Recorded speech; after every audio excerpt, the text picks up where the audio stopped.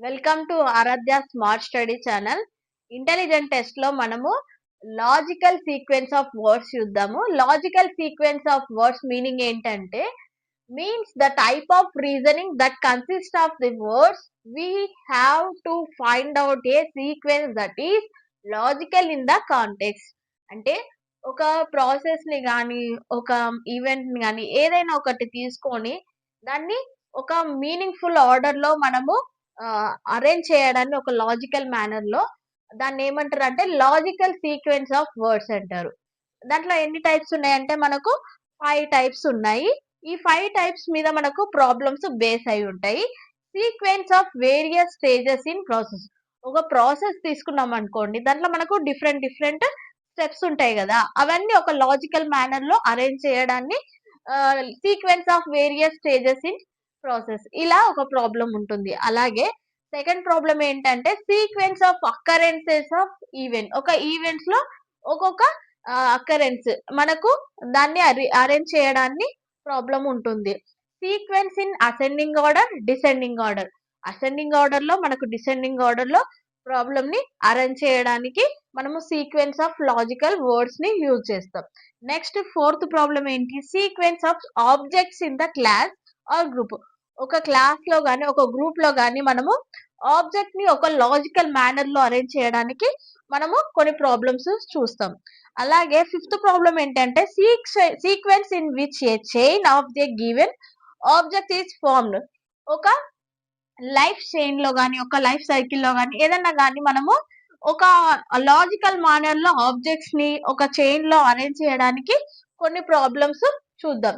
ఇలాగా మనకు different types of logical words of problems ఉంటాయి. ఆ ప్రాబ్లమ్స్ చూద్దాం. సీక్వెన్స్ ఆఫ్ వర్డ్స్ లో మనం ప్రాబ్లమ్స్ చూద్దాము. ఫస్ట్ ప్రాబ్లం ఏంటంటే sequence of various stages in process. ఒక ప్రాసెస్ లో మనకు డిఫరెంట్ స్టేజెస్ ఉంటాయి, అవి ఒక లాజికల్ మేనర్ లో మనం అరేంజ్ చేయాలి. ఒక ఎగ్జాంపుల్ చూద్దాము. Arrange the following words in meaningful order. ఏమని ఇచ్చారు options, A 1 wall, second sand, 3 cement, 4 brick and 5 water ఇచ్చారు. మనకు ఫస్ట్ ఏమి ఉండాలి, శాండ్ ఉండాలి. కాబట్టి ఆన్సర్ ఏంటి మనకు, ఫస్ట్ శాండ్ అంటే ఫస్ట్ ఆప్షన్ 2 సెలెక్ట్ చేసుకోవాలి. దాని తర్వాత ఏముండాలి, సిమెంట్ అంటే 3. నెక్స్ట్ వాటర్ అంటే 5 ఆప్షన్. నెక్స్ట్ ఏంటి, బ్రిక్. తర్వాత నెక్స్ట్ ఏంటి, లాస్ట్ కి వాల్.